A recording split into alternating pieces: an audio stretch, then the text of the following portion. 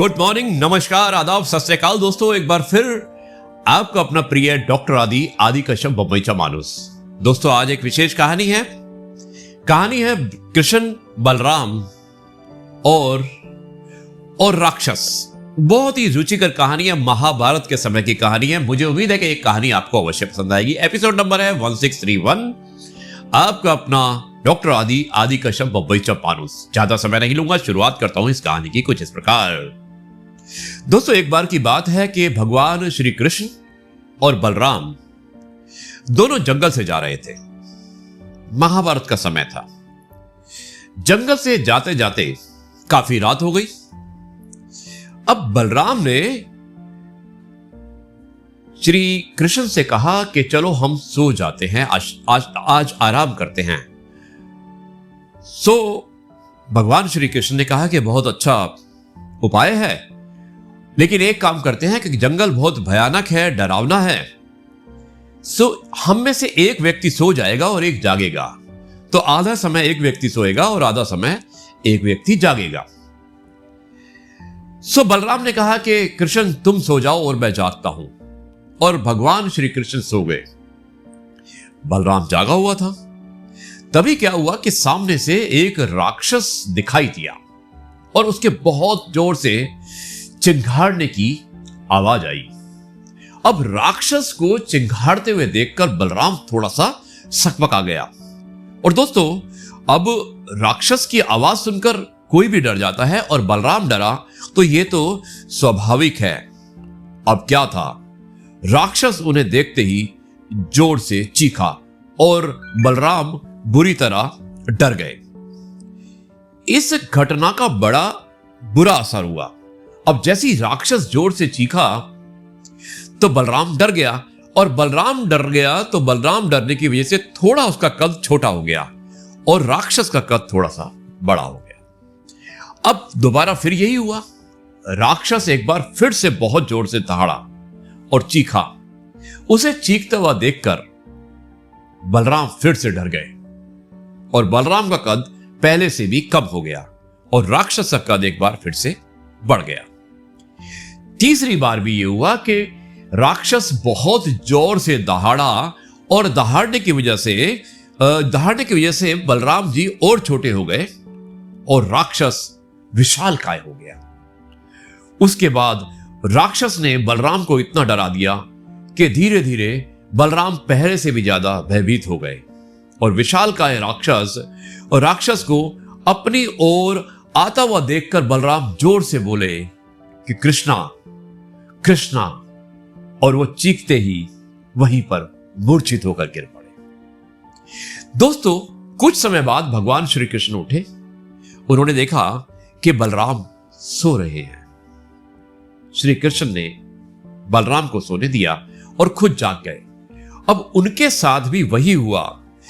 राक्षस ने देखा कि श्री कृष्ण सामने खड़े हैं और बहुत जोर से चीखा, लेकिन यह क्या था, उनकी आवाज सुनकर कृष्ण जो पहरा दे रहे थे, कृष्ण जरा सा भी नहीं घबराए और उन्होंने कहा कि बताओ तुम इस तरह क्यों चीख रहे हो और तुम्हें क्या चाहिए।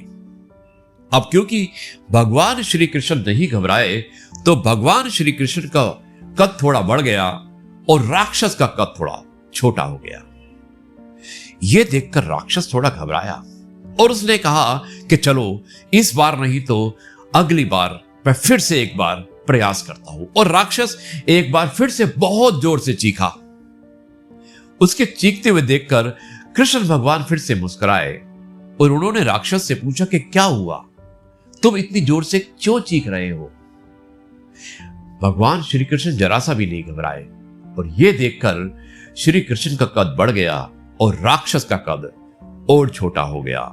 और इस विचित्र घटना को देखकर राक्षस ने एक बार फिर से प्रयास किया और इस साहस के कारण, प्रयास के कारण क्या हुआ कि राक्षस फिर से और छोटा हो गया और बलराम जो कि सो रहे थे उन्हें कुछ नहीं पता था, लेकिन भगवान श्री कृष्ण नहीं डरे और उनका आकार और बड़ा हो गया। यानी कि आखिरी प्रयास भी उस राक्षस का फेल हो गया।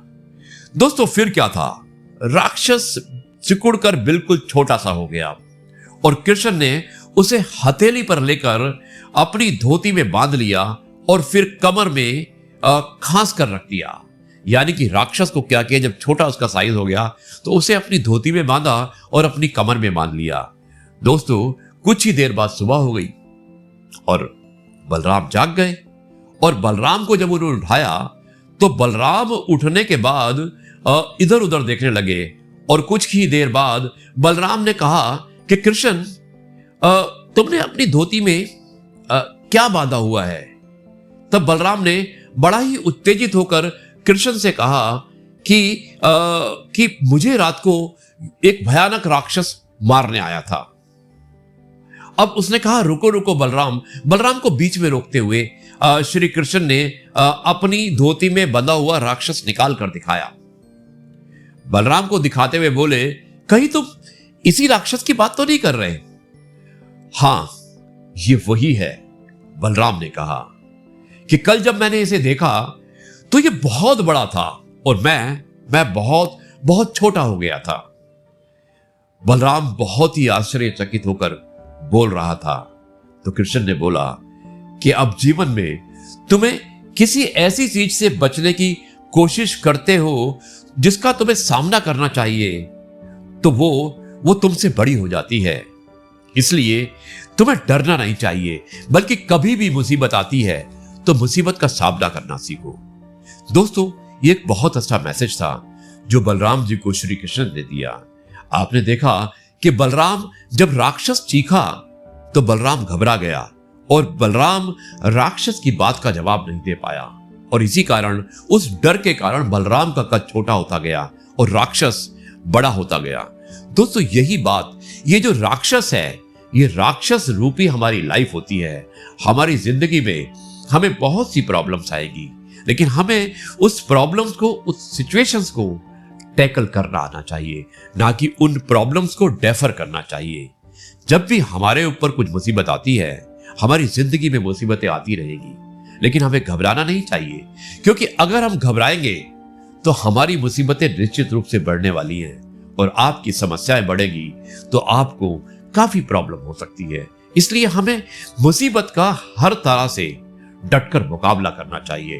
और दोस्तों, एक समय होगा कि आपकी मुसीबतें समाप्त हो जाएगी, ये मेरा वादा है। इसलिए कभी भी समस्या होती है, समस्या से घबराइए मत, उसे टैकल कीजिए, पेशेंस रखिए, पैनिक मत होइए और आपकी जीत अवश्य होगी। यही मैसेज था इस राक्षस रूपी लाइफ के बारे में जो हमने इस महाभारत के माध्यम से आपको समझाने की कोशिश की है। मुझे उम्मीद है कि आपको यह कहानी पसंद आई होगी और अगली बार कभी भी आपके ऊपर मुसीबत आती है तो मुझे उम्मीद है कि आप घबराएंगे नहीं, बल्कि उसका डटकर मुकाबला करेंगे। अब मैं इस कार्यक्रम को यहीं पर समाप्त करता हूं और कल आपसे एक बार फिर से मुलाकात होगी कुछ नई बातों के साथ। तब तक के लिए कहता हूं, जय गुरु जी, शुक्राना गुरु जी।